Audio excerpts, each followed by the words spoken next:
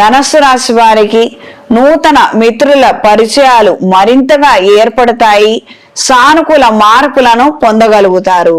పాత పరిచయాలు, పాత విలువైనటువంటి వ్యవహారాలకు సంబంధించిన అంశాలు, తత్సంబంధితమైనటువంటి డాక్యుమెంట్లు మీకు అనుకూలంగా మారతాయి. కొంతమంది మీకు సహకారంగా నిలబడి మీకు కావాల్సినటువంటి పనులు చేయడం అనేది జరుగుతుంది. తద్వారా ప్రయోజనాలను పొందగలుగుతారు.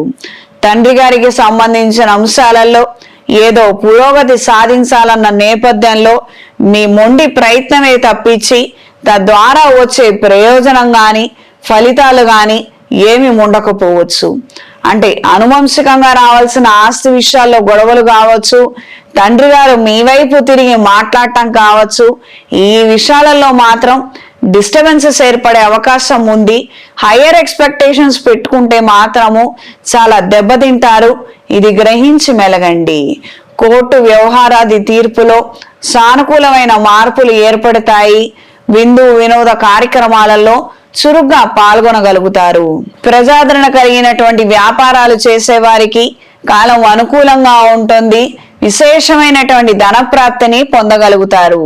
కళా సాంస్కృతిక రంగాల్లో ఉన్నవారికి, సభా సమావేశ ఏర్పాట్లలో ఉన్నవారికి, స్టేజ్ పర్ఫార్మెన్స్ ఇచ్చేవారికి, సంగీత నాట్య కళాకారులకు కాలం అనుకూలంగా ఉంటుంది.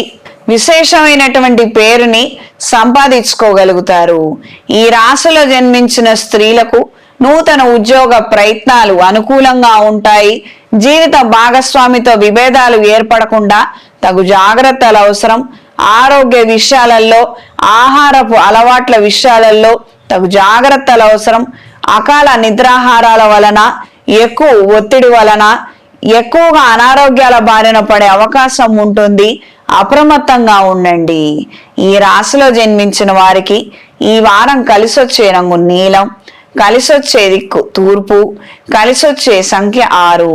ప్రతిరోజు కనకదార స్తోత్రాన్ని పఠించండి.